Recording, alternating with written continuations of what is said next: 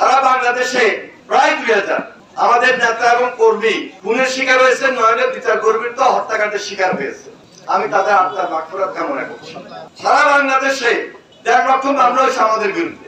এই মামলার মধ্যে 60 লক্ষের আসামি এখনো মামলা নিয়ে আছে, কিন্তু হাসিরা উড়াল দিছে, হাসিরা পালাই গেছে, আমাদের কিন্তু মামলা আছে।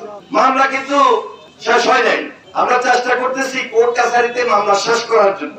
মামলা শেষ করতে হলে প্রত্যেকটা মামলা যিনি খাইছেন প্রত্যেকটা ব্যক্তি আমাদের অ্যাডভোকেট হাসিফ সাহেবের কাছে এবং আমাদের 2 জন লয়ার, এই 3 জনের নেতৃত্বে আমরা পুরো জেলায় টিম করে দিছি। টিমের কাছে দরখাস্ত করতে হবে, চেষ্টা করে দেখি, ইনশাআল্লাহ আশা করতেছি হয়তো মামলাটা আমাদের মুক্ত হবে।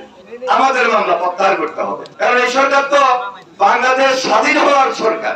স্বাধীনের পর তো প্রফেসর ডক্টর মোহাম্মদ ইউনূস সাহেব আসছেন, তিনি একজন সজ্জন সম্মানিত ব্যক্তি, তিনি আমাদের মামলাগুলো প্রত্যাহার করে দেবেন, এটা তো আমরা প্রত্যাশা করি, আশা করি। তবে করতেই হবে, করতেই হবে। আর এই যে গুম পরিবার 709 জন, এদের জন্য কি করবেন? এদেরকে তো ফেরত দেওয়ার কোনো ব্যবস্থা নিতে পারেন নাই, হয়তোবা কিছু উদ্যোগ নিতে পারেন আর্থিক ভাবে। এই পরিবারকে আমরা শুনছি নাকি 5 কোটি টাকা করে দিবে, নো, হবে না, বেশি টাকা দিতে হবে।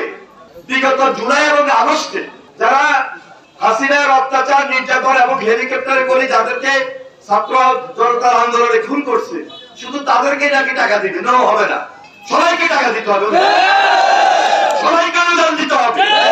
5 লক্ষ টাকা হবে না, 20 লক্ষ টাকা কমপক্ষে অনুদান দিতে হবে। সরকারের কাছে আমাদের দাবি, এই পরিবারকে পুনর্বাসন করতে হবে, শুধু অনুদান দিলে হবে না। আর যারা বন্ধুত্ব বরণ করছে, যাদের দৃষ্টিশক্তি নাই, তাদেরকেও আর্থিক অনুদান দিতে হবে এবং তাদের পুনর্বাসনের ব্যবস্থা করতে হবে। আমার আর আপনার টাকা তো হাসিনা লক্ষ লক্ষ কোটি কোটি টাকা নিয়ে চলে গেছে, ওই টাকা ফেরত আনবে না, আর এই টাকা এদেরকে দিতে হবে, ওই টাকা এদেরকে দিতে হবে। আমাদের টাকা, জনগণের টাকা, সুতরাং আমাদের টাকা আমরা ফেরত চাই।